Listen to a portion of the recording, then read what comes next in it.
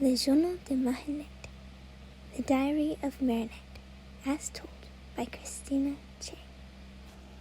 Dear Diary, I hardly know where to begin. So much has happened since that first day of school, and Master Fu gave me the Ladybug Miraculous, and my life changed forever. Now I'm the guardian, though guardian of what I'm not sure. It's been 2 weeks since Shadow Moss stole all the Miraculouses with help from that traitor Felix, leaving only me and Cat Noir left to defend Paris. Things have started going back to normal, but we have to be on guard now more than ever. Apparently, he's calling himself a monarch now. He better know a revolution is coming, and one of these days, Cat Noir and I will kick him off his stolen throne. Speaking of Cat Noir, I'm so lucky to have a friend and partner as loyal as him. He's always been there for me, and I couldn't have done any of this without him. That night, I felt more despair and hopelessness than I ever deemed possible. With Shadow Moth triumphantly accusing me, and my own heart tearing itself to pieces, there was nothing I could think to do but cry and wish with all my might that this was nothing but a cruel trick of a nightmare, and all I had to do was wake up. I had made a horrible mistake. And worse still, I realized that everything I had done to try to control everything and protect everyone was pointless. And in the process, I'd pushed away the one person who could have helped me. I felt so useless and beyond saving. But that was when Cat Noir reached his hand out to me and pulled me into a sheltering hug. I had made a horrible mistake and lost pretty much everything. But he just held me. And for the first time all night, I felt safe. Like it was okay that I wasn't perfect and I could just be me. He told me that we would get them back and make this right. Together. The greatest hero of all time. The people of Paris and my loyal partner.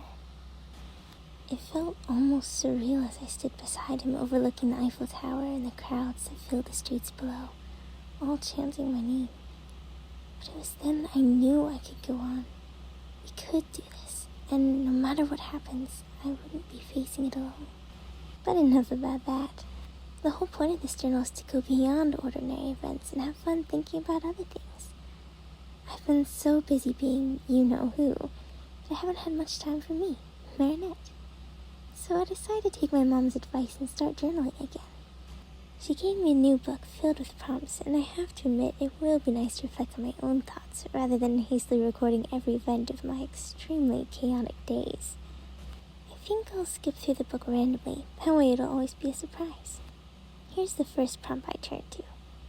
Periodically, we have tension built up in our lives that requires a release of some kind. Some cry, others punch, some find a creative outlet. What is your release? Well, that's rather ironic, considering all the stress I was just talking about. If something has been going on for a long time and I just can't take it anymore, I think I would definitely have to put myself in the crying category. Crying is not to be underestimated, though. It's scientifically proven that crying is a healthy and beneficial way to deal with pain and grief, and helps you feel better afterwards. I know I usually do. Mrs. Bustier has been talking about it a lot lately. Ever since Mylène burst into tears during class one day, and Chloe started making fun of her. We put a stop to that real quick. However, when it comes to just daily stress and grind, I do like to get lost in my projects, or go for a walk outside. Talking to my friends usually cheers me up too, and I'm learning to confide in them more.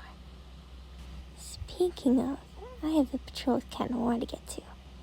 It's been more leisurely and almost unnecessary as of late, but you can never be too careful. Besides, it's nice to spend time with him, or as he says, catch up. See you soon, dear diary.